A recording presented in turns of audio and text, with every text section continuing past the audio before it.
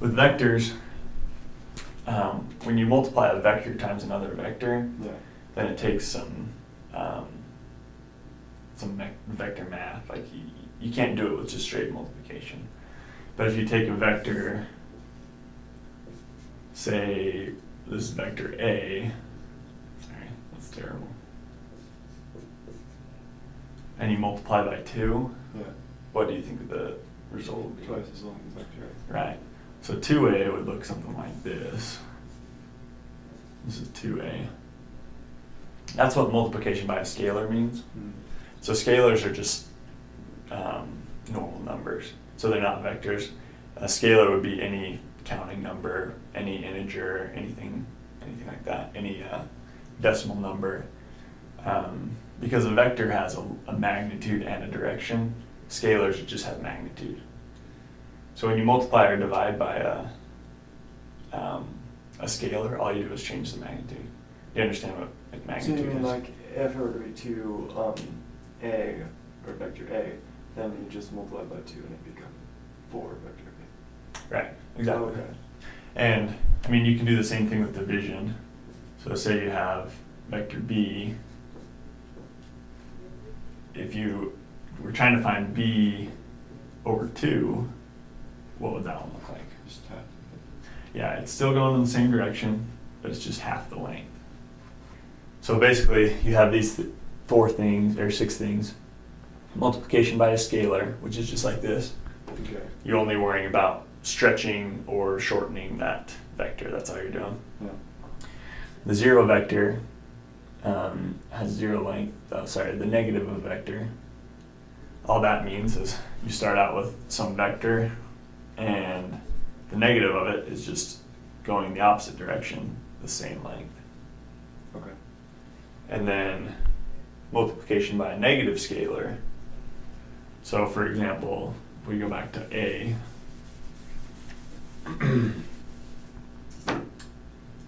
what do you think it would look like if we made it negative 3A? So would that be 3 times as big and just in the negative direction? Exactly. So it'd start here somewhere and just be 3 times as long. And vectors can be moved anywhere. So you don't necessarily have to start it here. You can start it here or over here or up here, as long as there's no reference that ties it down somewhere. Vectors can move around. Okay. But you're right, it'd just be in the opposite direction, 3 times as long. And then, so this is right here, this is vector subtraction. So these 3 have to do with vector subtraction.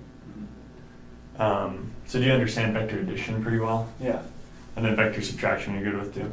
I think so. I've done it a few times. Okay. Mainly it's just like when it comes to the same line, like just do 2 lines that are parallel to each other and add them and subtract them. And that's where it gets kind of weird. Okay. So you have something like this.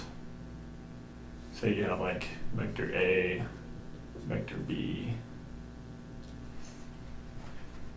Yeah. So what would it look like if you added these 2? So would it be like the tip to tail, so B would be over A? Right, exactly. So you can do A plus B. So this would be what you have. And the resultant is the same length as both of those together, going in the same direction. Okay. And then for subtraction? So subtraction, it shows you 2 different methods here. And these are for ones that are going different directions. Mm-hmm. But you can do tip to tail method using negative C, or you can do a parallelogram method using negative C. The key is you basically just scale one of these by a -1. So would you agree that A minus B is the same as A plus negative B? Yeah.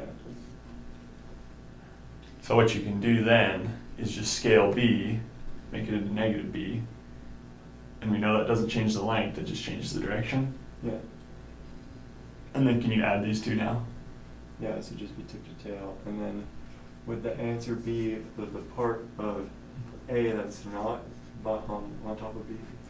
Yeah, so if you look at it this way, you have A plus B, and the resultant vector is from the original starting point to the tip of the last one.